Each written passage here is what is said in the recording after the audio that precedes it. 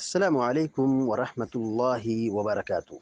الحمد لله رب العالمين، والصلاة والسلام على أشرف الأنبياء والمرسلين نبينا محمد وعلى آله وصحبه أجمعين ومن تبعهم بإحسان إلى يوم الدين، أما بعد. فقال الله عز وجل: أعوذ بالله من الشيطان الرجيم: والمطلقات يتربصن بأنفسهن ثلاثة قروء ولا يحل لهن أن يكتمن ما خلق الله في أرحامهن إن كن يؤمن بالله واليوم الآخر وبعولتهن أحق بردهن في ذلك إن أرادوا إصلاحا. سورة البقرہ کی آیت نمبر 228 کا ابتدائی حصہ ابھی آپ کے سامنے پڑھا گیا ہے. آیت چونکہ طویل ہے، انشاءاللہ العزیز اس کو دو قسطوں میں اس کی تفسیر بیان کی جائے گی. تو آج کے درس کے لیے جو ابھی آیت پڑھی گئی ہے، والمطلقات یتربصن بانفسہن ثلاثۃ قروء، اللہ تبارک و تعالیٰ فرماتا ہے کہ مطلقہ عورتیں اپنے آپ کو روکے رکھیں گی 3 حیض تک. یہاں پر اللہ تبارک و تعالیٰ نے مطلقہ عورتوں کے چند مسائل کا تذکرہ فرمایا ہے. یہاں پر جو مطلقہ عورت ہے، اس سے کیا مراد ہے؟ ایسی عورت جو مدخولہ ہو، یعنی جس سے اس کا شوہر نے دخول کیا ہے، فائدہ اٹھایا ہے.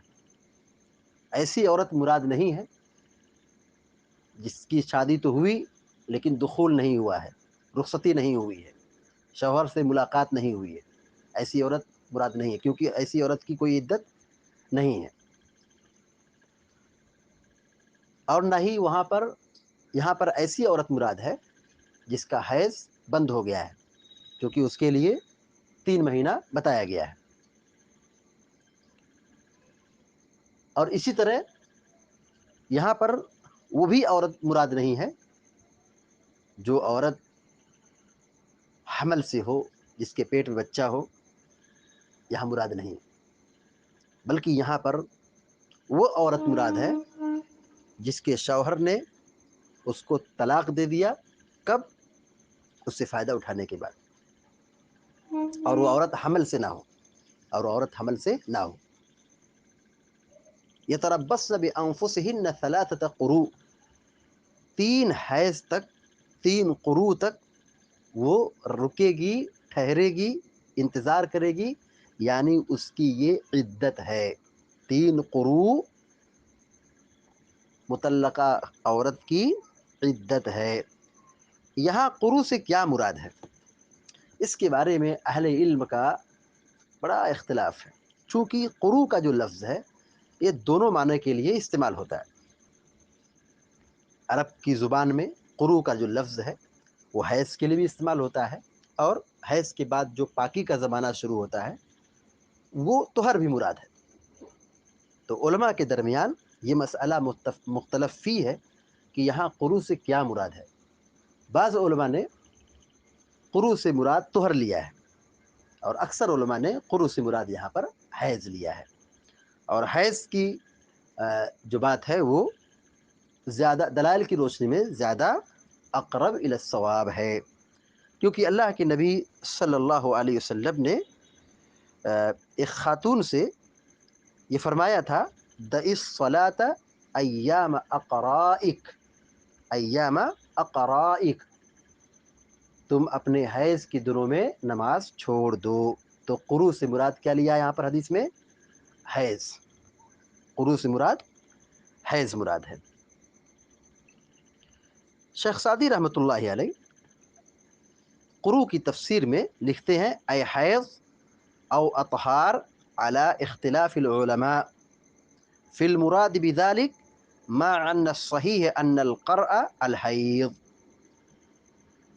کہ یہاں پر قروء سے مراد حیض ہے یا طہر ہے، علماء کے اختلاف کے پیش نظر. کیونکہ علماء نے یہاں اختلاف کیا ہے کہ قروء سے مراد کیا ہے، لیکن شیخ سعدی رحمۃ اللہ علیہ کہتے ہیں صحیح قول کی روشنی میں یہاں قروء سے مراد حیض ہے۔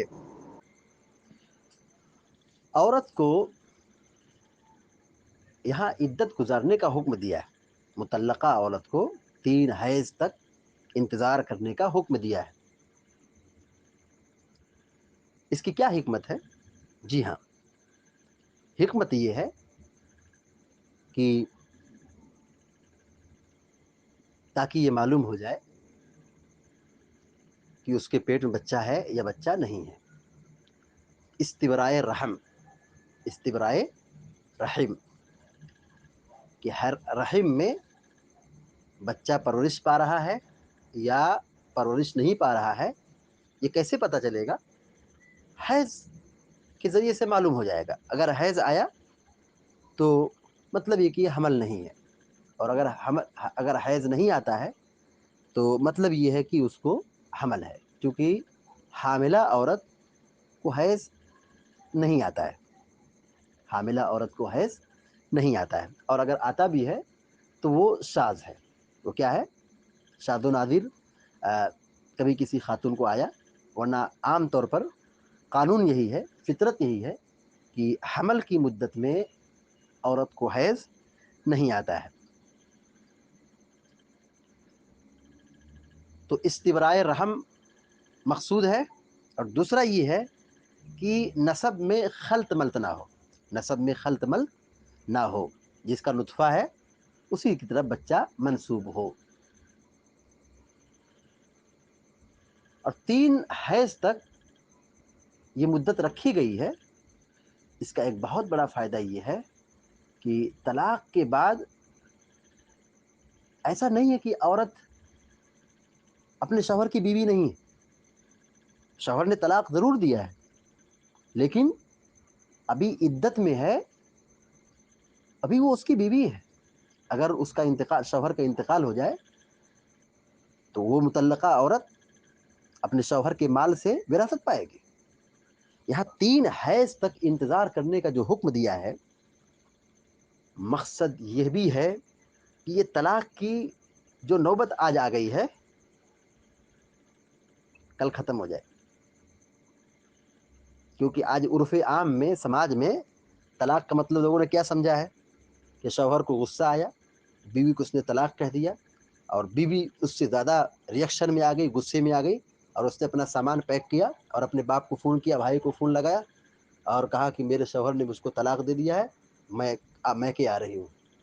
ابھی وہ میں کہ آ رہی ہے میسج پہنچتا ہے، اس سے پہلے اس کے بھائی لوگ، باپ لوگ، اور اس کے خاندان اور قبیلے کے لوگ سب فارم میں آ کر کے دوڑ پڑتے ہیں اور اس کو اپنے گھر لے کے چلے جاتے ہیں، عورت اپنے میکے چلی جاتی ہے۔ غلط ہے یہ، اللہ کے بندو، یہ طلاق کا تصور نہیں ہے۔ عورت وہ ایسا نہیں کہ وہ اجنبی ہو گئی، ابھی بھی وہ اپنے شوہر کی بیوی ہے۔ وہ مدت تک جو 3 حیض شریعت نے رکھا ہے وہ اپنے شوہر کے ساتھ رہے گی، اپنے شوہر کے لیے زیب و زینت اختیار کرے گی، اپنے شوہر کے لیے کھانا بنائے گی، اپنے شوہر کی خدمت کرے گی۔ اور اس بیچ میں اگر شوہر نے رجوع کر لیا تو اس کی بیوی ہو گئی۔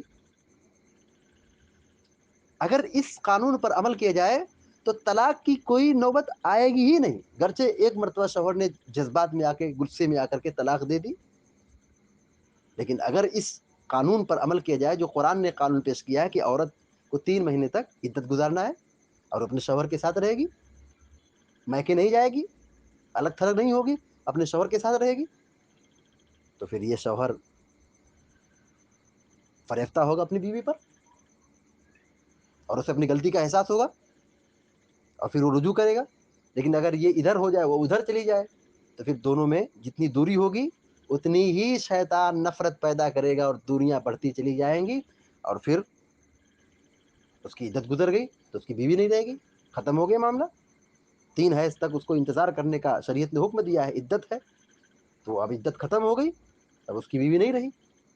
اس عدت میں 3 حیض سے پہلے پہلے وہ رجوع کر سکتا ہے، وہ رجوع کا حق رکھتا ہے۔ ابھی آگے اس مسئلے کے متعلق بات آئے گی، رجوع کا حق کس کو ہے، کس کو نہیں ہے۔ اللہ تبارک و تعالیٰ آگے فرماتا ہے وَلَا يَحِلُّ لَهُنَّ أَن يَكْتُمْنَ مَا خَلَقَ اللَّهُ فِي أَرْحَامِهِنَّ إِن كُنَّ يُؤْمِنَّ بِاللَّهِ وَالْيَوْمِ الْآخِرِ.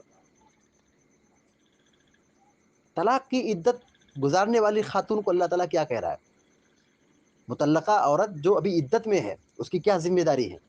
اللہ تعالیٰ کہتا ہے وَلَا يَحِلُّ لَهُنَّ، مطلقہ عورت کے لیے حلال نہیں ہے أَن يَكْتُمْنَ مَا خَلَقَ اللَّهُ فِي أَرْحَامِهِنَّ، کہ وہ چھپائے اس چیز کو جو اللہ نے اس کے رحم میں پیدا کیا ہے. إِن كُنَّ يُؤْمِنَّ بِاللَّهِ وَالْيَوْمِ الْآخِرِ، اگر وہ اللہ پر اور آخرت کے دن پر ایمان رکھتی ہے. ابن کثیر رحمہ اللہ کہتے ہیں نہ چھپائے جو اللہ نے اس کے رحم میں پیدا کیا ہے. مطلب کیا ہے؟ یعنی حیض یا حمل، اگر اس کے پیٹ میں حمل ہے تو واضح کر دے، بتا دے کہ میں حمل سے ہوں، میرے پیٹ میں بچہ ہے. اور اگر بچہ نہیں ہے تو بھی بتا دے کہ میں حیض سے ہوں، میرا حیض آیا ہے. چھپانا جائز نہیں ہے، کیونکہ چھپانے میں فراڈ ہے، دھوکہ ہے، چھپانے میں نقصان ہے. شیخ سعدی رحمۃ اللہ نے بڑی پیاری بات کہی اس آیت کی تفسیر میں. شیخ سعدی رحمۃ اللہ نے بڑی تفصیلی گفتگو کی اور بڑی پیاری گفتگو ہے، اور ایسے نکات کو انہوں نے یہاں پر اجاگر کیا ہے کہ دیگر مفسرین نے اس کو اپنی کتابوں میں نہیں بیان فرمایا جو شیخ سعدی رحمۃ اللہ نے اپنی تفسیر میں بیان کی ہے. ان کی عبارات کو میں یہاں نقل کروں وقت نہیں ہے، لیکن سرسری طور پر میں یہاں نوٹ کر رہا ہوں کہ شیخ سعدی رحمہ اللہ نے کہا ہے کہ اللہ تبارک و تعالیٰ کہہ رہا ہے کہ عورت کے لیے جائز نہیں ہے کہ وہ چھپائے جو اللہ نے اس کے رحم میں پیدا کیا ہے. اگر وہ عورت حقیقی معنوں میں مسلمان ہے، حقیقی معنوں میں اللہ پر اور آخرت کے دن پر ایمان رکھتی ہے. کیوں چھپانے سے منع کیا ہے؟ کیونکہ چھپانے کی صورت میں بہت سارے نقصانات اور مفاسد جنم لیتے ہیں. جیسے کہ اگر عورت حمل سے ہے اور اس نے چھپا لیا، نہیں بتایا، تو جو پیٹ میں بچہ پرورش پا رہا ہے وہ کس کا ہوگا؟ اختلاف نسب ہوگا. یا اس کے پیٹ میں بچہ، وہ اس کے پیٹ میں بچہ نہیں ہے لیکن وہ حمل سے ہے اور وہ حمل کو وہ حیض کو چھپا رہی ہے، تو پھر اس میں بھی خسارہ ہے. علی کل حال اختلاف نسب کا سبب نہ بنے، اختلاف نسب کا سبب نہ بنے، ایک نقصان ہے. دوسرا یہ ہے کہ بچے کی نسبت کہیں غیر آبا کی طرف نہ ہو جائے. حمل کو نہ چھپائے. کیوں؟ کیونکہ اس کے چھپانے کے نتیجے میں کیا ہوگا کہ بچہ غیر آبا کی طرف منسوب ہو جائے گا، پھر وراثت سے محروم ہو جائے گا. اسی طریقے سے جو رشتہ داریاں ہیں چھپانے کی صورت میں رشتہ داریاں ٹوٹ جائیں گی، جو کہ بچہ غیر آبا کی طرف منسوب ہوگا تو جو اس کے ریلیشن میں آتے ہیں وہ رشتہ داریاں کیا ہوگی؟ منقطع ہوگی. مزید یہ کہ پردے کا مسئلہ ہے، ان عورتوں سے پردہ ہے کہ نہیں ہے. اگر وہ اگر حمل کو چھپا لیا گیا تو کیا مفاسد ہوں گے؟ جن سے پردہ کرنا ہے اور کن سے پردہ نہیں کرنا ہے یہ ڈسٹرب ہوگا معاملہ. اس طرح شادی کا معاملہ ہوگا. کہیں ایسا نہ ہو کہ عورت نے حمل کو چھپا لیا اور بچے کی پیدائش ہوئی اور بچے نے جا کے شادی ان سے کر لی جو اس کی سگی بہن ہے یا اس کی سگی خالہ ہے یا اور جو اس کے رشتے میں آتے. تو یہ سب مسائل ہیں. تو اللہ تبارک و تعالیٰ نے عورت کو یہاں مطلقہ عورت کو عدت کی مدت میں اللہ تعالیٰ تنبیہ کر رہا ہے کہ ان کے لیے حلال نہیں ہے کہ وہ چھپائیں جو ان کے رحم میں ہے، کیونکہ چھپانے کی صورت میں بڑے مفاسد جنم لیتے ہیں. جیسے کوئی عورت ہے اپنے حیض کو چھپا لے اور وہ کہے کہ نہیں مجھ کو حیض نہیں آیا ہے، تو بِأَنْ اسْتَعْجَلَتْ وَأَخْبَرَتْ هِيَ بِهِ وَهِيَ كَاذِبَةٌ، اور وہ اپنے حیض کو چھپا کر کے اور یہ اپنے شوہر کو خبر دے جبکہ وہ جھوٹی ہے، تو پھر کیا ہوگا؟ فَفِيهِ مِنْ انقطاع حق الزوج عنها، تو شوہر کا حق کیا ہوگا؟ منقطع ہوگا اس میں. وَإِبَاحَتُهَا لِغَيْرِهِ وَمَا يَتَفَرَّعُ عَنْ ذَلِكَ مِنَ الشَّرِّ كَمَا ذَكَرْنَا. شیخ سعدی رحمہ اللہ کہتے ہیں کہ اور اگر وہ حیض کو چھپا لیتی ہے اور وہ جلدی کرتی ہے اور وہ یہ بیان کرتی ہے جبکہ وہ فی نفسی جھوٹی ہے تو اس کے جھوٹ بولنے کے نتیجے میں کیا نقصان ہوگا؟ کہتے ہیں کہ اس میں شوہر کا جو حق ہے وہ منقطع ہو رہا ہے، شوہر کا جو حق ہے وہ منقطع ہو رہا ہے، اور وہ عورت اس کے لیے حلال ہو رہی ہے جس کے لیے اس کے لیے حلال ہونا جائز نہیں ہے۔ اور اگر وہ خاتون جھوٹ بولتی ہے اور یہ بیان کرتی ہے کہ نہیں حیض نہیں آیا تھا، اگر وہ عورت یہ کہے کہ حیض نہیں آیا تھا،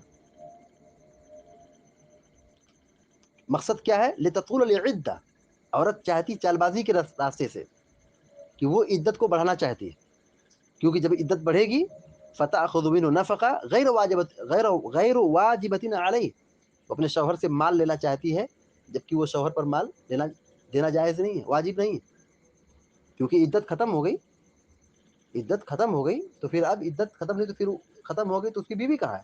اور جب اس کی بیوی نے تو اس کو خرچہ کیوں دے گا؟ لیکن یہاں پہ عورت کیا کر رہی ہے؟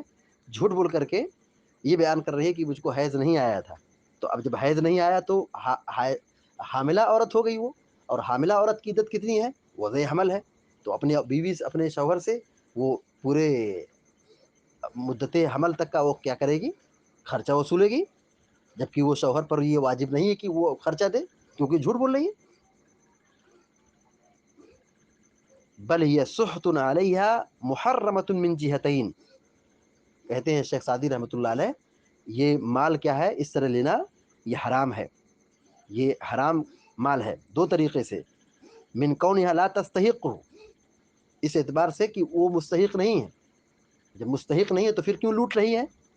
ومن کونہا نسبتہ الی حکم الشرع وہی کاذبہ، اور دوسری وجہ یہ ہے کہ وہ شریعت کے اگر اصولوں کی بات کرے، شریعت کے مطابق گفتگو کرے تو یہ عورت جھوٹ بول رہی، وربما راجعها بعد انقضاء العدہ، کیونکہ ایسا بھی تو ہو سکتا ہے کہ ابھی مدت میں ہی وہ اپنی بیوی سے وہ رجوع بھی کر سکتا ہے اور اس کی بیوی بن سکتی ہے، لیکن یہاں وہ عورت جھوٹ بول رہی ہے تو وہ کیا ہوگی؟ جھوٹ بولنے کے نتیجے میں یہ سارے مفاسد ہیں، یہ سارے نقصانات ہیں۔ یہاں پر شیخ سعدی رحمۃ اللہ علیہ ایک بہت پیاری بات لکھتے ہیں، وفی ذلک دلیل علی قبول خبر المرأة اما تخبر به عن نفسها من الامر الذي لا يطلع عليه غيرها كالحيض والحمل، کہاں پہ دیکھو یہاں پر عورت کی اکیلی گواہی مانی گئی، جو لوگ مطلب یہ عرف عام میں مشہور ہے کہ عورت کی گواہی آدھی ہے، عورت کی گواہی آدھی ہے، یہ آدھی خبر بتاتے ہیں، دین کی مکمل خبر نہیں بتاتے، شریعت کی مکمل تعلیم نہیں دیتے۔ عورت کی گواہی مکمل مانی گئی ہے کب؟ جس کا تعلق اس کے ڈپارٹمنٹ سے ہو، جیسے حیض ہے، حمل ہے، ولادت ہے، رضاعت ہے، اس میں عورت کی گواہی مکمل مانی گئی کیونکہ یہ ان کا دائرہ عمل ہے۔ بقیہ ان کے دائرے عمل سے جو باہر کا معاملہ ہے، خارجی امور ہے، مالیات کا جن کا جو شعبہ ہے، ان معاملات میں عورت کی گواہی کو آدھی مانی گئی۔ جی ہاں، اس کے آگے اللہ تبارک و تعالی فرماتا ہے وَبُعُولَتُهُنَّ أَحَقُّ بِرَدِّهِنَّ فِي ذَلِكَ إِنْ أَرَادُوا إِصْلَاحًا، کہ ان کے شوہر، ان کے خاوند رجوع کا زیادہ حق رکھتے ہیں، یعنی طلاق تو دے دی ہے لیکن طلاق کی جو مدت ہے، اس کی جو عدت ہے، اس بیچ میں وہ شوہر رجوع کر سکتا ہے، اور یہ شوہر کا حق ہے، یہ شوہر کا حق ہے۔ ان ارادو اصلاح، اگر معاملہ، ارادہ، نیت اصلاح کی ہے، مقصد یہ نہ ہو کہ مطلب رجوع کر کے پھر پریشان کیا جائے، مظالم ڈھائے جائے، عورت کو نقصان میں ڈالا جائے۔ دیکھو، رکھنا ہے تو بھلائی کے ساتھ رکھو، چھوڑنا ہے بھلائی کے ساتھ چھوڑ دو، لیکن عورت اگر مطلقہ ہے اور عدت میں ہے تو اس سے رجوع کرنے کا جو حق ہے یہ خاوند کو سب سے زیادہ ہے۔ ہاں، اگر کوئی شر ہے، کوئی فساد ہے، کوئی نقصان ہے تو یہاں پر چونکہ اختلاف دونوں طرف سے ہے تو پھر وہاں پر غور کیا جائے گا، وہاں پر دونوں کو دیکھا جائے گا۔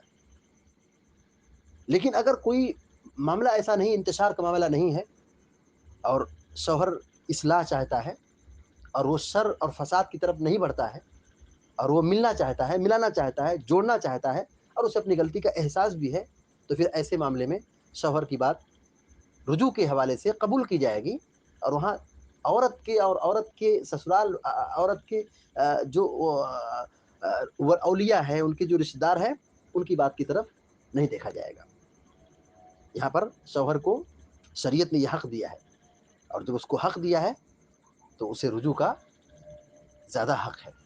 اور جب اسے زیادہ حق ہے تو یہاں بیوی کی بھی ذمہ داری ہے کہ وہ اپنے شوہر کی طرف داری کرے، نہ کہ اپنے اولیاء کی طرف. ہاں اگر واقعی معنوں میں شوہر میں کوئی خرابی ہے، ظلم ہے، شر ہے، فساد ہے، اور دونوں طرف سے معاملہ انتشار پکڑ رہا ہے، تو یہاں پر دونوں رشتے آپس میں بیٹھ کر کے حل کریں گے. تو اللہ تبارک و تعالیٰ نے یہاں پر عورت کے کچھ مسائل کا ذکر فرمایا ہے، جس کا تعلق آئلی زندگی سے ہے. طلاق کے مسئلے میں اللہ تعالیٰ نے اتنی پیاری بات بیان فرمائی ہے. اگر یہ طلاق کا یہ طریقہ اور یہ ضابطہ اور یہ عدت کا مسئلہ، اور پھر میاں بیوی کے جو آپسی تنازعات اور اختلاف میں جو شریعت نے شوہر اور خاوند کو حق ادا کیا ہے کہ اگر اصلاح چاہتے ہیں تو وہ رجوع کا زیادہ حق رکھتا ہے. زمانہ جاہلیت میں کیا ہوتا تھا، لوگ شادیاں کرتے تھے، طلاق دھڑلے سے دیتے تھے، لیکن عدت گزرنے والی ہوتی تو رجوع کر لیتے تھے اور پھر لٹکا کے رکھتے تھے اور اس کے ساتھ مظالم ڈھاتے تھے. شریعت نے جاہلی تمام اصولوں کو پیروں تلے کچل کر کے رکھ دیا، ختم کر دیا، بھرش کر دیا.